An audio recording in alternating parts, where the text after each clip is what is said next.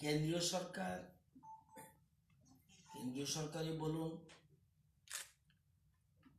ত্রিপুরার সরকারই বলুন, এগুলো জনগণের সরকার। যে কোনো সরকার জনগণের কাছে দায়বদ্ধ।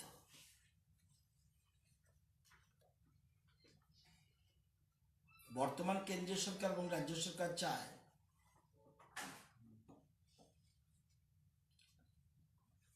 জনগণের যে টাকা আছে সরকারের কাছে, সেই টাকা যেন একটা টাকাও যেন নষ্ট না হয় এবং প্রত্যেকটি পয়সা যেন সঠিকভাবে জনগণের জন্য ব্যয়িত হয় এবং কোনো অর্থ যেন অপব্যয়িত না থাকে। এটা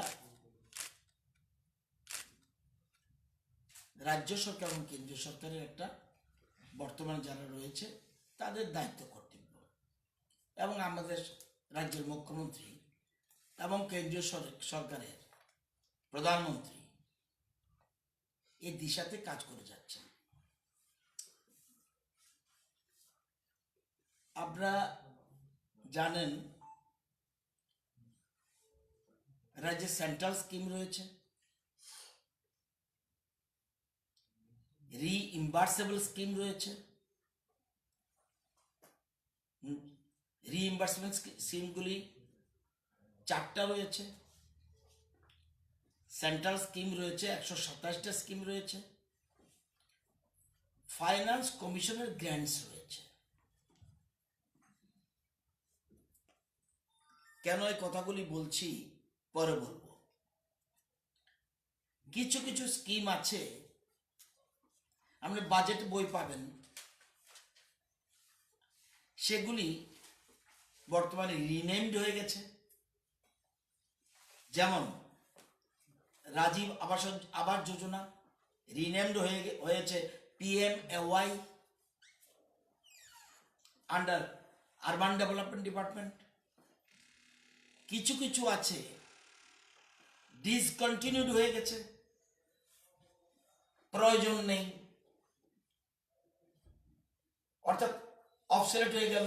প্রয়োজন না থাকলে এগুলি বলতে পারেন বাজেটে কেন রাখে, বাজেটের বইয়ে কেন থাকে। বাজেটে থাকে কোনো কারণে ওই স্কিমের কোনো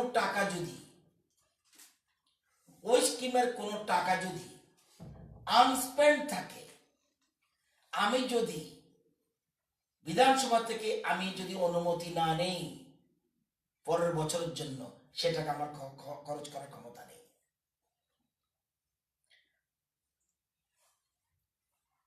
কিছু কিছু আছে যেটা বলছো, যেমন এই এখন যেটা বললাম, lump sum provision of north east region and Sikkim, এর একটা স্কিম ছিল, বাট ইট অবসলিউট।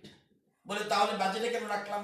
এই কারণে রেখেছি, ওই প্রজেক্টে যদি কোনো টাকা থাকে আনস্পেন্ড, আমি পরের বছর খরচ করতে হলে আমি বিধানসভার কাছে দায়বদ্ধ, উইদাউট দেয়ার পারমিশন আমি টাকা খরচ করতে পারি না। কিছু কিছু রয়েছে ক্ষেত্রে ইউটিলাইজেশন ইস্যু রয়েছে। যদি ইউসি না দেওয়া হয়, সেক্ষেত্রে সেন্ট্রাল গভর্নমেন্ট পয়সা দেয় না।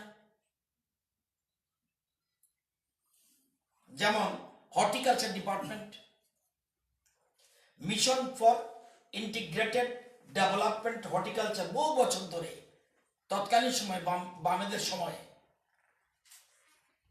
15-16-17 আনস্পেন্ড, সেন্ট্রাল গভর্নমেন্ট দেবে না।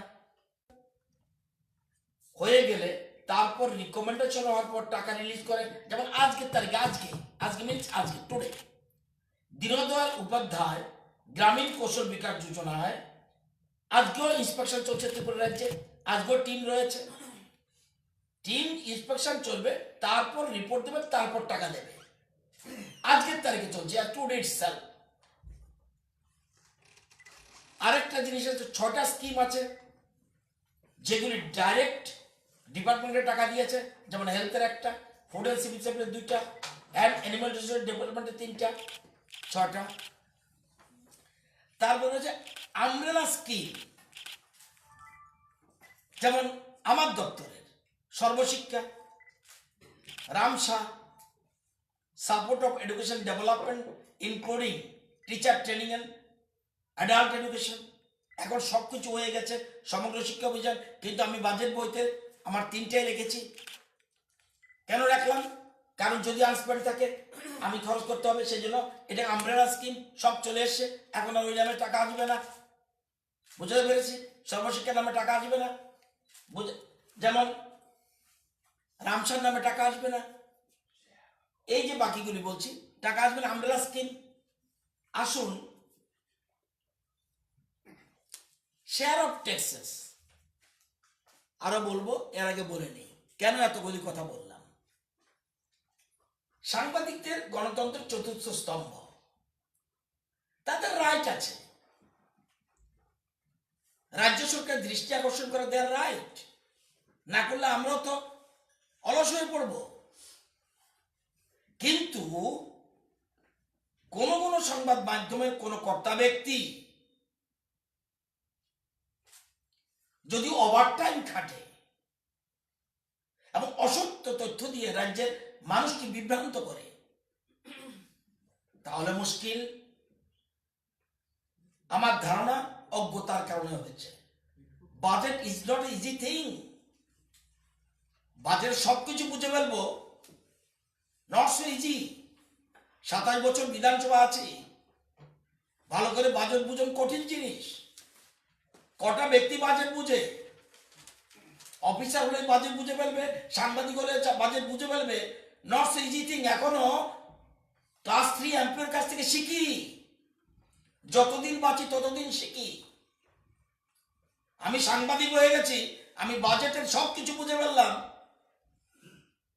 দুটো সংস্থা এমন ভাবে মানুষকে বিভ্রান্ত করছে, লজ্জার কথা।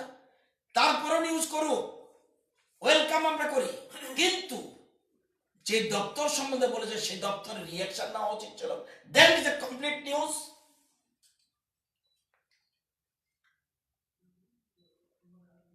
ওই একটা নিউজে বলেছে এমজিএনটাকে 1000 কোটি টাকা ধরা হয়েছে, পেয়েছে 115 কোটি 19 লক্ষ।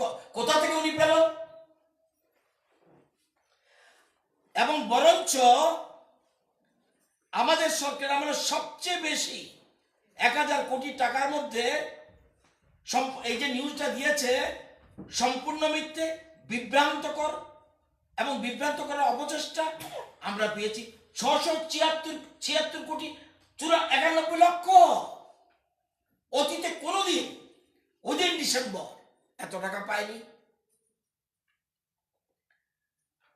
এবং সাথে সাথে বিভিন্ন ব্লকে সারা রাজ্যে এমজির অনেক দিনের কাজও পেয়ে গেছে।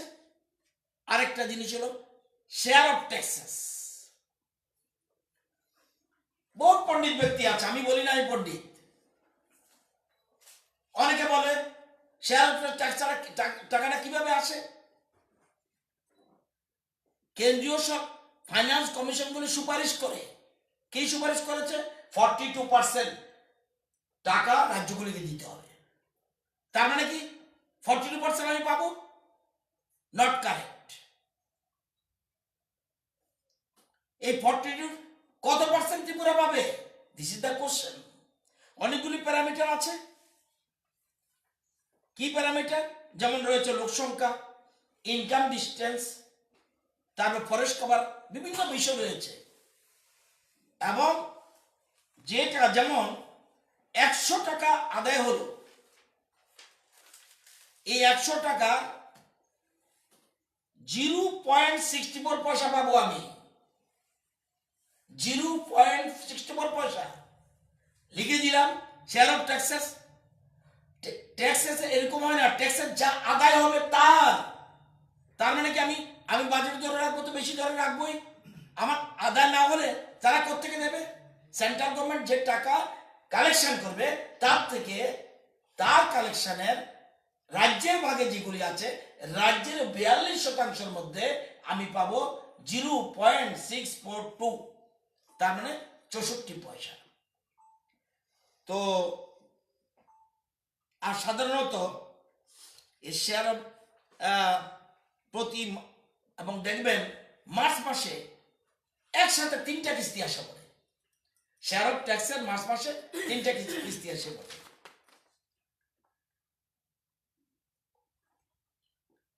আরেকটা আছে রেভিনিউ ডেফিসিট গ্র্যান্ট, এটা প্রতি মাসে দেয়। আমরা পাবো 875 কোটি, পেয়েছে 729 কোটি 10 লক্ষ, এটা সবটাই পেয়ে যাব। ফেব্রুয়ারি মাস পুরো রয়েছে। 875 কোটির মধ্যে যদি রেভিনিউ ডেফিসিট গ্র্যান্টে 729 কোটি 10 লক্ষ পেয়ে থাকি, ভালো পেয়েছি। ফেব্রুয়ারি মার্চে বাকিটা পেয়ে যাব। লোকাল বডিজ গ্র্যান্ট যে আরবানের জন্য, এটা পাবো 68 কোটি 26 লক্ষ, পেয়েছি। এর মধ্যে 63 কোটি 64 লক্ষ, এটাও পেয়ে যাব। মাত্র 5 কোটির মতো ডিফারেন্স, আরো কম। এইচডিএফ, যেটা আমরা SDRF, state disaster response fund, আমরা ধরেছি সেন্ট্রাল স্কিমে এটা 34 কোটি পাওয়ার কথা, পেয়েছি 34 কোটি 20 লক্ষ, বেশি পেয়েছি। লোকাল বডিজ গ্র্যান্ট রুরাল পাওয়ার কথা 101 কোটি 71 লক্ষ, পেয়েছি 90 কোটি 62 লক্ষ, এটাও পেয়ে যাব মার্চ মাসের মধ্যে। 24টি স্কিম, ইট ইজ ফ্যাক্ট, 24টা স্কিমে আমরা কোনো ফান্ড পাইনি। কারণ কি? এক, ইউটিলাইজেশন সার্টিফিকেট, ওই তৎকালীন সময় টাকা খরচ হয়নি। ইউসি আমি চেষ্টা করছি রেগুলারাইজ করার জন্য, তারা ইউসি দিয়ে যায়নি, সেইগুলি আমরা এই ক্ষেত্রে রয়েছে ইউসি বিষয়, রয়েছে ইন্সপেকশন বিষয়, এবং রিনেমডের কারণে, অফসেলোডের কারণে, আমরেলা স্কিমের কারণে এই 24টা স্কিমে টাকা আসেনি। আর রিএম্বার্সমেন্টের স্কিম কি বলছে? রিয়াং শরণার্থীদের যে টাকা আসেনি, রিএম্বার্সমেন্ট স্কিম, এটা এরকম হয় না। রিয়াং রিফিউজি রিএম্বার্সমেন্ট, আমি যা খরচ করব তার, যেমন আমরা এমএলএ মিনিস্টাররা খরচ করলে চিকিৎসার জন্য তারপর বিল সাবমিট করবেন, দেন আই ক্যান রিইম্বার্সমেন্ট। আমরা কিভাবে দেব? তার মানে আগে টাকা দিয়ে দিবে রিভার্সের জন্য। এখানে ত্রিপুরাতে 4টা স্কিম আছে। এক, Reang refugee reimbursement scheme. 2, modernisation of police force, এটা আরো কঠিন। নট অনলি রিইম্বার্সমেন্ট দেওয়ার পরে সেখানে খরচ করার পর ইন্সপেকশন আসবে, ইন্সপেকশন এসে দেখবে, তারপরে অডিট টিম রিকমেন্ডেশন করবে, দেন টাকা দেবে। তারপরে ইলেকশন রিলেটেড এক্সপেন্ডিচার, এটা রিইম্বার্সমেন্ট। সিকিউরিটি রিলেটেড এক্সপেন্ডিচার, এটাও রিইম্বার্সমেন্ট। এগুলি দেখাতে হয়। এই যে জিনিসগুলি, এটা আপনাদের যদিও ছোট্ট 2টা সংগঠন করেছে, কিন্তু একটু করবে কেন? why they will not take any action from the finance department? বরঞ্চ আপনারা জানেন যে 13,000 কোটি টাকার মতো দেনা রেখে গেছে, এবং আপনারা জানেন যে সরকারি কর্মচারীদের 1.86 থেকে ফিটমেন্ট ফ্যাক্টর, যেটা তারা ডিক্লেয়ার করেছে 2.25 তৎকালীন সময়ে দিয়েছে, ঘোষণা করেছে, কিন্তু কোনো টাকা রেখে যায়নি। এবং অথচ আমরা ক্ষমতা এসে আমরা 2.57 যেটা আমরা এটা দিয়েছি, এবং টাকাও ব্যবস্থা করেছি। কোনো একজন কর্মচারী বলতে পারবে না যে মাসের শেষে টাকা পাই না, কোনো পেনশনার বলতে পারবে না মাসের শেষে টাকা পাই না। আপনারা জানেন, অথচ এত কিছুর পরেও রাজ্য সরকার নতুন স্কিম শুরু করেছে for the development of the state. আপনারা জানেন ফসল বীমা যোজনা, এরা যে আমাদের সরকারের গ্রাম গরিব কৃষক, এটার জন্য আমাদের দায়িত্ব। সেখানে আমরা ফসল বীমা যোজনা 21,500 হেক্টর জায়গার মধ্যে কৃষকরা যদি তারা প্রিমিয়ামের অভাবে কোনো ইন্স্যুরেন্স করতে পারে না, রাজ্য সরকার দায়িত্ব নিয়েছে যে তাদের ফসলের বীমা প্রিমিয়ামের টাকা রাজ্য সরকার দেবে। এটাও আমাদের দিতে হচ্ছে। আপনারা জানেন যে আমরা সহায়ক মূল্যে ধান কিনতে গিয়ে আমরা 30,000 মেট্রিক টন এবারও কিন্তু মিলিং চার্জের জন্য আমাদের সরকারের টাকা দিতে হয় অতিরিক্ত, সেজন্য এবারও টাকা লাগছে। আরও আপনারা জানেন বিএড অনুপ্রেরণা যোজনা, সেখানে আমরা এবং বাইসাইকেল আগের মতো নয়, ক্লাস 9-এর যত মেয়ে রয়েছে ধনী গরিব সবার জন্য আমরা বাইসাইকেল ব্যবস্থা, সেখানে আমাদের টাকা লাগছে। সুপার 30 নিউ স্কিম স্টেট গভর্নমেন্টের, এটা আমরা করেছি। আমরা চিনির জন্য বছরে চিনি আমরা ডিক্লেয়ার করেছি, আপনারা জানেন এসব পায় 18 কোটি টাকা আমাদের বছরে যাচ্ছে। লক্ষ্য নামে একটা স্কিম, স্টেট গভর্নমেন্টের স্কিম, আমরা জানেন ভাতা প্রাপকরা যারা, তাদের আমরা 300 টাকা পরিমাণ বাড়িয়ে দিয়েছি, এর জন্য বিরাট টাকা যাচ্ছে। এবং CM state award for academic excellence two minority student, এগুলি আমরা করছি। এছাড়া আপনারা জানবেন যে 13টা যেটা এ রাজ্যে এই প্রথম বামেদের এত বছর 35 বছরে আমরা এক্সটার্নাল এইডেড প্রজেক্ট কি ছিল, জাইকা আমরা সেকেন্ড পেজে তো করেছি। আর কি হলো ইন্দু জার্মান, আমরা কি করেছি, এখন আমরা 13টা প্রজেক্ট 13 প্রজেক্ট ফর দি আমাদের রাজ্য সরকার এই মাত্র 2 বছর এখনো কমপ্লিট হয়নি। 2 বছরে আপনার 13 এক্সটার্নাল এইডেড প্রজেক্ট আমরা প্রস্তাব পাঠিয়েছি। এর মধ্যে একটা টোটাল ফাইনাল শেপে রয়েছে। এর মধ্যে আমরা জানেন পাওয়ার ডিপার্টমেন্টের জন্য ত্রিপুরা পাওয়ার generation upgradation and distribution reliability improvement project, এটা 1925 কোটি টাকার প্রস্তাব আমরা পাঠিয়েছি পাওয়ার ডিপার্টমেন্টের।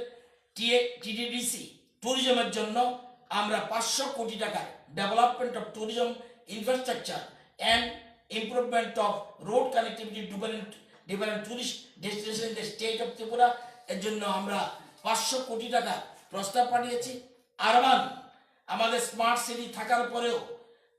সিটি প্রজেক্ট থাকার পরেও আরও আগরতলা শহরকে সত্যিকারের সৌন্দর্য রূপ দিতে হবে।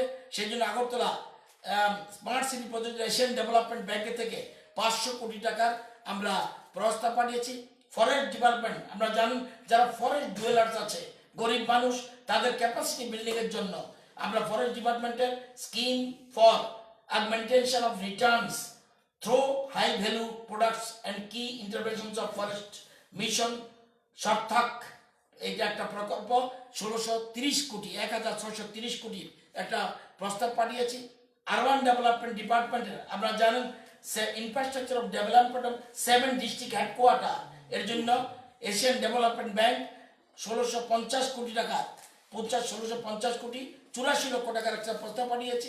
এছাড়া টিআইডিসি এশিয়ান ডেভেলপমেন্টের infrastructure development of industrial estate under TIDC limited, তাদের জন্য 406 কোটি 70 লক্ষ টাকার প্রস্তাব পাঠিয়েছি। Tribal welfare department pathway from poverty to empowerment, transforming the lives and shifting cultivation and landless tribal forest dwellers এর জন্য আমরা ওয়ার্ল্ড ব্যাংক থেকে আমরা একটা প্রস্তাব পাঠিয়েছি 329 কোটি টাকা 29 কোটি 75 লক্ষ টাকার একটা প্রস্তাব পাঠিয়েছি।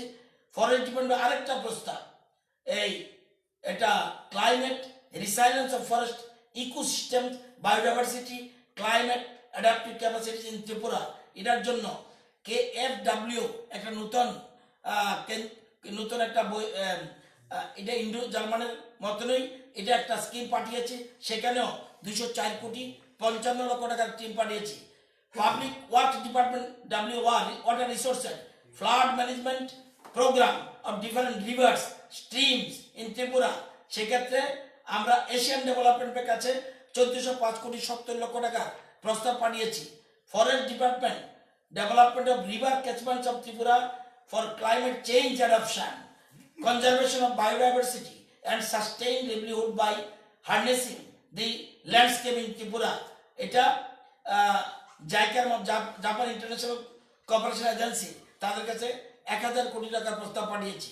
আপনারা জানেন যে যতগুলি স্টেট হাইওয়ে আছে, এখন অনেকগুলি স্টেট হাইওয়ে আমরা করছে, কিন্তু improvement and widening of state highways in Tripura for project readiness financing, অর্থাৎ এদের জন্য একটা ডিপিআর তৈরি করার জন্য কাজ তো হচ্ছে, কিন্তু ডিপিআর তো এশিয়ান ডেভেলপমেন্ট তারাই প্রস্তাব পাঠিয়েছে যে তারা অ্যাডভাইস করেছে একটা ডিপিআর করুন যাতে আমরা সঠিকভাবে তৈরি করতে পারি। সেখানে 65 কোটি, খুব কম টাকা, কিন্তু ডিপিআর করার জন্য এক্সপার্ট লোক লাগবে, এশিয়ান ডেভেলপমেন্ট থেকে লোক আসবে, তারা ঠিক করবে কিভাবে এখানে হবে। আপনারা জানেন DWS rural drinking water supply Tripura, সেক্ষেত্রে এটা জাপান ইন্টারন্যাশনাল কোঅপারেশন এজেন্সি থেকে 1519 কোটি 55 লক্ষ টাকার প্রস্তাব পাঠিয়েছি। লাস্ট ইনফ্রাস্ট্রাকচার আরবান ডেভেলপমেন্টের ইনফ্রাস্ট্রাকচার ডেভেলপমেন্ট আগরতলা মিউনিসিপ্যালিটি, এটা স্মার্ট সিটি ছাড়াও আরও Asian development Asian infrastructure investment bank AIIB এদের থেকে 1342 কোটি 64 লক্ষ প্রস্তাব। এর মধ্যে আপনারা জানেন যে প্রস্তাব পাঠালে হয় না, সেখানে মিনিস্ট্রি এক্সটার্নাল অ্যাফেয়ার্সের ব্যাপার রয়েছে, মিনিস্ট্রি অফ হোমের ব্যাপার রয়েছে, মিনিস্ট্রি অফ ডোনারের ব্যাপার রয়েছে। এখানে মিনিস্ট্রি ফাইন্যান্স পরবর্তী সময় এদের ক্লিয়ারেন্স হওয়ার পরে স্ক্রিনিং কমিটি বসে ফাইন্যান্সের, তারা এক্সামিন করে পরে পাঠায়। এর মধ্যে একটা প্রথমটা ফাইনাল শেপ, এটা আমরা উইদিন শর্ট টাইম এটা আমরা পাবো 1925 কোটি টাকার আমরা এটা পাচ্ছি। এটা হলো ত্রিপুরা পাওয়ার generation upgradation and distribution reliability improvement project, এটা এশিয়ান ডেভেলপমেন্ট ব্যাংকের এটা ফাইনাল শেপে রয়েছে। বাকিগুলি সব জায়গায় ইন্সপেকশন চলছে। এই হলো, সুতরাং আমার উদ্দেশ্য অন্য কিছু নয় যে কেন অযথা অসত্য তথ্য পরিবেশন করবে, এটা করা উচিত নয়। আর যদি করেও থাকে সেখানে উচিত ছিল ফাইন্যান্স ডিপার্টমেন্টের মতামত নেওয়া, সেখানে যদি অভিমত থাকতো আমার কোনো বক্তব্য ছিল না। তো এই কথাগুলি জানার দরকার। কে দেখেছে নিউজ না দেখেছে, আমার দৃষ্টিগোচর হয়েছে, আমাদের সরকারের এটা আমার দায়িত্ব কর্তব্য। সেখানে দেখলাম যে সম্পূর্ণ অসত্য তথ্য পরিবেশন করেছে। এটা যদি আপনাদের কোনো বলার থাকে আমাকে বলতে পারে।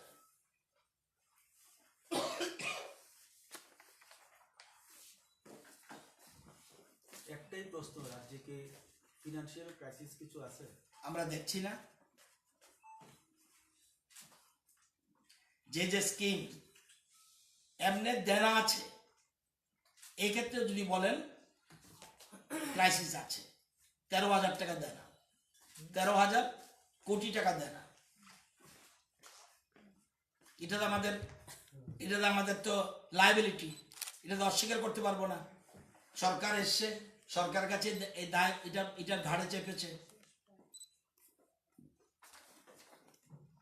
কিছু অসুবিধা তো আছেই, কিন্তু এর মানে এই নয় যে আমরা ফাইন্যান্সিয়াল ক্রাইসিস না থাকলেও যা ইচ্ছে তা করতে পারবো, এটা আমরা বলতে পারি।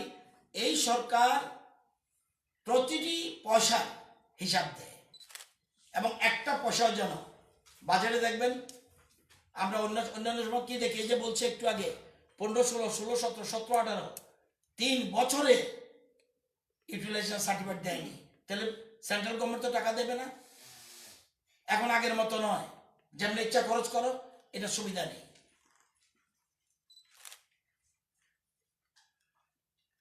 রাখার কথা বলে দিলাম, রিফিউজি বলে দিলাম, মডার্নাইজেশন সব বলে দিলাম। কনসেপশন ক্লিয়ার থাকতে হবে, স্কিম বললেও হবে না। আমি তো বললাম আমার দপ্তরে তো এখন তো সর্বশিক্ষা নেই, এখন তো রামসা নেই, এখন তো এডুকেশনে সবগুলি মার্জ হয়ে গেছে, এটাকে বলে আমব্রেলা স্কিম। ওই দপ্তরগুলি সব চলে এসছে স্কিমগুলিটা, কিন্তু এখানে রেখেছি। কেন রেখেছি? যদি একটা কথা থাকে, একটা জিনিস পরিষ্কার, যে সরকারি থাকুক আগের বছর, পরের বছরের টাকা খরচ করতে গেলে আমি যদি পারমিশন না নেই বিধানসভার, সে সেন্ট্রাল গভর্নমেন্ট স্কিমে হোক আর রাজ্য সরকারের স্কিমে হোক, আর যে ডিপার্টমেন্টের টাকাই হোক আমাকে বিধানসভার অনুমতি নিতে হবে। অনুমতি ছাড়া আমার খরচ করার কোনো সুবিধা নেই। সেজন্য আমরা স্কিমটা দেখিয়ে রাখি। আমরা জানি এই যে একটু আগে বলছি এই স্কিম চলে গেছে, এই স্কিম উঠে গেছে, এখন আর এই স্কিমে টাকা দিতে পারবেন আমাকে। Lump sum provision of north eastern reason and Sikkim, এই স্কিমে টাকা নাই, এখন আর নেই। তাহলে এটা কিন্তু রেখেছি, যদি দেখা যায় কোনো কারণে 10 লক্ষ টাকা রয়ে গেল, তাহলে এটা যদি আমি না দেখাই তাহলে তো আমি টাকাটা খরচ করতে পারবো না। এই জন্যই স্কিমগুলি দেখানো হয়েছে।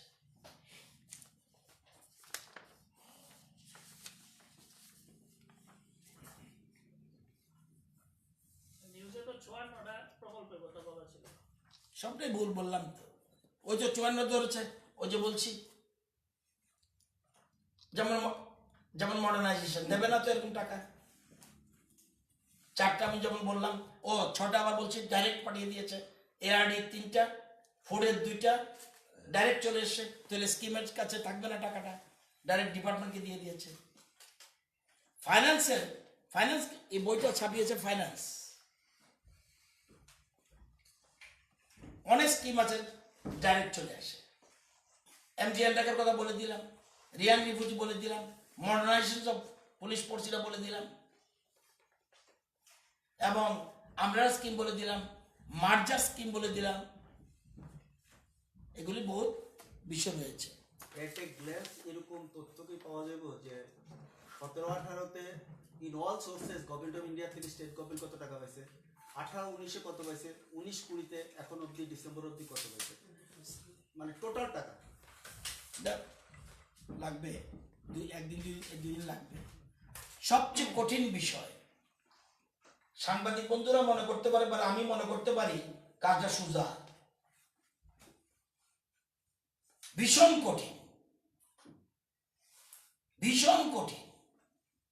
এই যে আমি বললাম সেন্টার্সকে শেয়ারের কথা, উনি তো লিখে দিল। রিফিউজি, রিয়াং রিফিউজি, একবারও ভাবা উচিত ছিল। বইয়ের মধ্যেই তো লেখা আছে, কি লেখা আছে? রিয়াং রিফিউজি রিইম্বার্সেবল।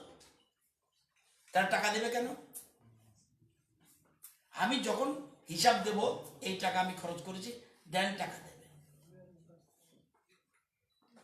তারপরেও কোনো কোনো ক্ষেত্রে যেমন সেন্ট্রাল স্কেয়ার ঠিকই তো দিয়েছে, এত বেশি দেবে কোত্থেকে। কোনো কোনো ক্ষেত্রে আবার HDRF বেশি দিয়ে দিয়েছে। আগে ছিল HDRF কি, আগে ছিল HDRF সিস্টেম হলো আগে ঝড় হয়ে যাক তারপর টাকা পাঠাবো। এখন সিস্টেম অন্যরকম, এটা বাজেটে টাকা রাখছে, অলরেডি আগেই পাঠিয়ে দেয়, কারণ যাতে কোনো অসুবিধা না হয়। এই জন্য এবারও রাজ্য সরকার এবারও যে বাজেটে সেন্ট্রাল গভর্নমেন্টের বাজেট আপনারা দেখবেন, আর নিশ্চয়ই আপনারা এগুলি স্টাডি করেছেন, যে রাজ্য সরকার যে এবার যে কেন্দ্রীয় সরকার যে বাজেট, সেখানে বাজেটে প্রচুর বেনিফিট দিয়েছে। বিশেষ করে HDRF, IT টেকনোলজি ও 152% বৃদ্ধি, 152% বৃদ্ধি।